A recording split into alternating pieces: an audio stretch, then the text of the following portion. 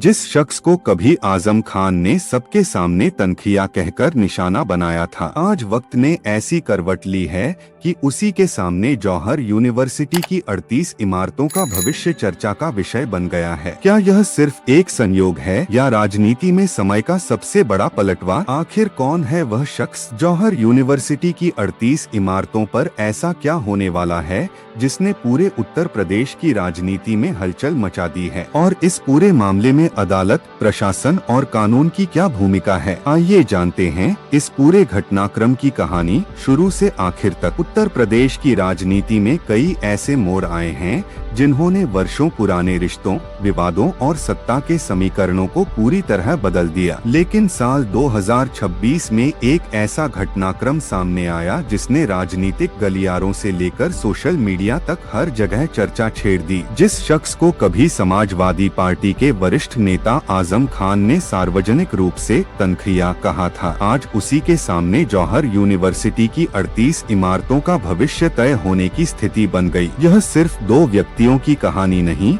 बल्कि राजनीति, कानून, प्रशासन और संस्थानों के भविष्य की कहानी है। रामपुर की धरती पर बनी मोहम्मद अली जौहर यूनिवर्सिटी कभी आजम खान का ड्रीम प्रोजेक्ट कही जाती थी। उनका दावा था कि यह विश्वविद्यालय आने वाली पीढ़ियों के लिए शिक्षा का सबसे बड़ा केंद्र बनेगा। वर्षों तक उन्होंने इस परियोजना को अपनी सबसे बड़ी उपलब्धि बताया। लेकिन समय बदला, सत्ता बदली, हालात बदले और विश्वविद्यालय से जुड़े कई कानूनी विवाद सामने आने लगे। इसी बीच विश्वविद्यालय की कई इमारतों, जमीन और प्रशासनिक प्रक्रियाओं को लेकर अदालतों और सरकारी एजेंसियों में मामले पहुंचे। धीरे धीरे यह मुद्दा सिर्फ शिक्षा तक सीमित नहीं रहा बल्कि कानून और प्रशासन का बड़ा विषय बन गया। कई जांच शुरू हुई, दस्तावेजों की पड़ताल हुई और विश्वविद्यालय की संपत्तियों पर भी सवाल उठने लगे। इसी दौरान एक ऐसा नाम फिर से सुर्खियों में आया जिसका कभी आजम खान से गहरा विवाद रहा था। यह वही व्यक्ति था जिसे लेकर आजम खान ने सार्वजनिक मंचों से तीखी टिप्पणी की थी और तनखिया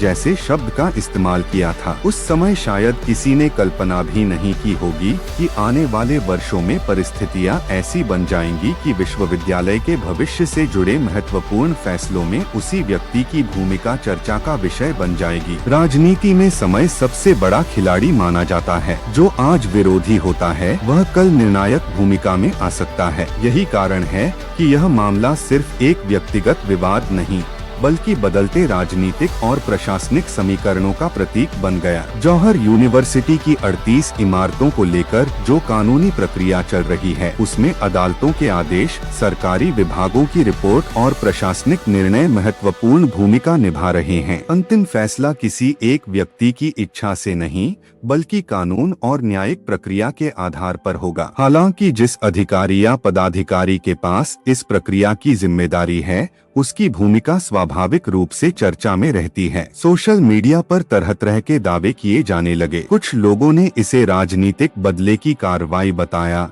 तो कुछ ने कहा कि कानून अपना काम कर रहा है। समर्थकों और विरोधियों के बीच बहस तेज हो गई, लेकिन कानूनी विशेषज्ञ लगातार यही कहते रहे कि किसी भी निष्कर्ष पर पहुंचने से पहले अदालत और संबंधित प्राधिकरण के अंतिम निर्णय का इंतजार करना चाहिए। आजम खान के समर्थकों का कहना है कि जौहर यूनिवर्सिटी शिक्षा का केंद्र है और इसे किसी भी राजनीतिक विवाद से अलग रखा जाना चाहिए। वहीं दूसरी ओर सरकार और जांच एजेंसियों का पक्ष है कि यदि किसी भी निर्माण, भूमि या प्रशासनिक प्रक्रिया में नियमों का उल्लंघन हुआ है तो उसकी जांच और कानूनी कार्रवाई होना स्वाभाविक है। यहीं से कहानी और भी दिलचस्प हो जाती है। कभी शब्दों का विवाद था, आज वही विवाद प्रशासनिक फैसलों और कानूनी प्रक्रियाओं के केंद्र में दिखाई देता है। समय ने ऐसा चक्र चलाया कि पुराने बयान फिर से चर्चा में आने लगे और लोग यह जानने लगे कि आखिर वह व्यक्ति कौन है जिसे कभी तनखिया कहा गया था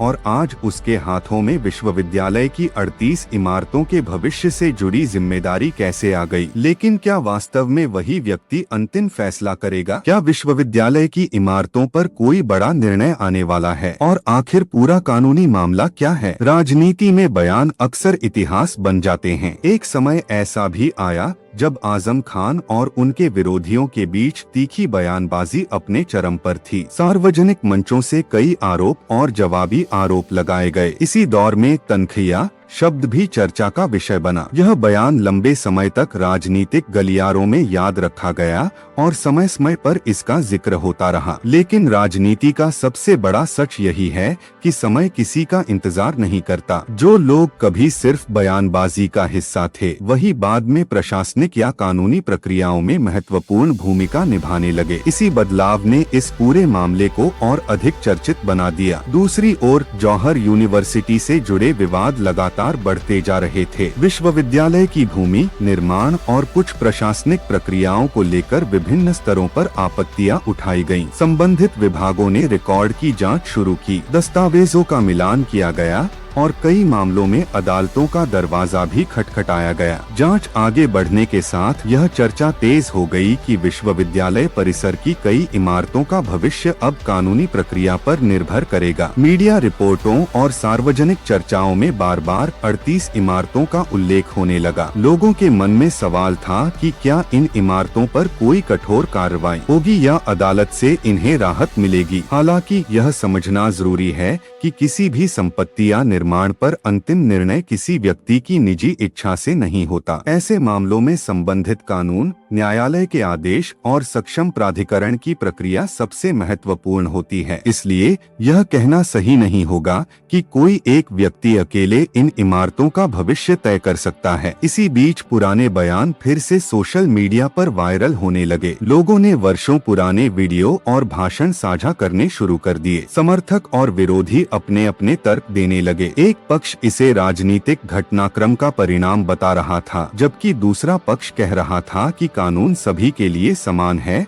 और उसकी प्रक्रिया का सम्मान होना चाहिए। रामपुर में भी इस पूरे घटनाक्रम को लेकर चर्चाओं का दौर शुरू हो गया। विश्वविद्यालय से जुड़े छात्र, कर्मचारी और स्थानीय लोग इस बात को लेकर चिंतित थे कि यदि कानूनी प्रक्रिया का असर विश्वविद्यालय के संचालन पर पड़ा तो सबसे अधिक प्रभाव शिक्षा पर पड़ेगा। कई लोगों का मानना था कि किसी भी स्थिति में छात्रों के भविष्य को नुकसान नहीं होना चाहिए। इधर प्रशासन का कहना था कि उनका उद्देश्य केवल न्यायालय के निर्देशों और लागू कानूनों का पालन करना है। वहीं दूसरी ओर आजम खान के समर्थकों का दावा था कि विश्वविद्यालय को लेकर कई बातें राजनीतिक रंग देकर पेश की जा रही हैं। दोनों पक्षों के अपने अपने तर्क थे और अंतिम निर्णय का इंतजार किया जा रहा था। अब पूरा देश एक नए सवाल की ओर देख रहा था। क्या अदालत का अगला आदेश जौहर यूनिवर्सिटी की 38 इमारतों की दिशा बदल देगा? क्या वर्षों पहले दिए गए बयान और आज की परिस्थितियां केवल एक संयोग हैं, या यह राजनीति के बदलते समय की सबसे बड़ी मिसाल बनने जा रही है? समय बीतने के साथ संबंधित विभागों ने अपनी रिपोर्टें तैयार की और न्यायालय के सामने विभिन्न पक्षों की दलीलें रखी गयीं। एक और प्रशासन का पक्ष था कि जिन मामलों की जांच चल रही है उनमें कानून के अनुसार कार्रवाई की जानी चाहिए। दूसरी ओर विश्वविद्यालय और उससे जुड़े पक्षों का कहना था कि संस्थान शिक्षा का केंद्र है और किसी भी निर्णय में छात्रों के हितों को सर्वोच्च प्राथमिकता मिलनी चाहिए। इसी दौरान वह नाम फिर चर्चा में आया जिसे वर्षों पहले तनखिया कहकर संबोधित किया गया था। अब परिस्थितियां ऐसी थीं कि वह व्यक्ति संबंधित प्रशासनिक प्रक्रिया का हिस्सा माना जा रहा था। सोशल मीडिया पर कई लोगों ने इसे समय का चक्र बताया। कुछ ने कहा कि राजनीति में शब्दों का महत्व बहुत बड़ा होता है और कभी कभी वही शब्द वर्षों बाद चर्चा का कारण बन जाते हैं। हालांकि यह समझना जरूरी है कि भारत में किसी भी भवन को लेकर अंतिम निर्णय अदालतों, सक्षम प्राधिकरणों और लागू कानूनों के आधार पर ही लिया जाता है। कोई भी अधिकारी या पदाधिकारी अपनी व्यक्तिगत राय के आधार पर ऐसा फैसला नहीं कर सकता। इसलिए पूरे मामले में न्यायिक प्रक्रिया सबसे महत्वपूर्ण कड़ी बनी रही। जौहर यूनिवर्सिटी के छात्रों के बीच भी चिंता का माहौल था। कई छात्रों का कहना था कि वे केवल अपनी पढ़ाई जारी रखना चाहते हैं और चाहते हैं कि कानूनी विवाद का असर उनकी शिक्षा पर न पड़े। वहीं स्थानीय लोगों की राय भी अलग अलग थी। कुछ लोग जांच का समर्थन कर रहे थे, जबकि कुछ विश्वविद्यालय को बचाने की बात कर रहे थे। राजनीतिक दलों की प्रतिक्रियाएं भी सामने आने लगी। अलग अलग नेताओं ने अपने अपने दृष्टिकोण से बयान दिए। समर्थकों ने आजम खान के पक्ष में आवाज उठाई, जबकि विरोधियों ने कहा कि यदि किसी मामले में नियमों का का उल्लंघन हुआ है तो कानून अपना काम करेगा। इस तरह यह विवाद केवल रामपुर तक सीमित नहीं रहा, बल्कि पूरे उत्तर प्रदेश और देश की राजनीति में चर्चा का विषय बन गया। विशेषज्ञों का मानना था कि यह मामला एक महत्वपूर्ण उदाहरण बन सकता है, क्योंकि इसमें शिक्षा, राजनीति, प्रशासन और न्यायपालिका चारों पहलू एक साथ जुड़े हुए हैं। इसलिए हर आदेश और हर सुनवाई पर लोगों की नजर बनी हुई थी। इस पूरे घटनाक्रम ने एक और सीख दी, राजनीति में बोले गए शब्द कभी कभी वर्षों तक लोगों को याद रहते हैं। जो बातें उस समय केवल बयान लगती हैं, वे भविष्य में इतिहास का हिस्सा बन जाती हैं। लेकिन दूसरी ओर लोकतांत्रिक व्यवस्था की सबसे बड़ी ताकत यही है कि अंतिम फैसला किसी बयान से नहीं, बल्कि कानून और न्यायिक प्रक्रिया से तय होता है। अब सबकी निगाहें अंतिम कानूनी निर्णय पर थीं। क्या 38 इमारतों को राहत मिलेगी? क्या कोई नया आदेश आएगा या फिर मामला अभी और लंबा चलेगा? इन सवालों का जवाब केवल अदालत और संबंधित कानूनी प्रक्रिया ही दे सकती है। यही इस कहानी का सबसे महत्वपूर्ण निष्कर्ष है। राजनीतिक बयान सुर्खियां बना सकते हैं, लेकिन वास्तविक निर्णय हमेशा कानून, साक्ष्यों और न्यायिक प्रक्रिया के आधार पर ही होते हैं। इसलिए किसी भी अंतिम निष्कर्ष पर पहुंचने से पहले आधिकारिक आदेश और न्यायालय के फैसले का इंतजार करना ही सबसे उचित रास्ता है।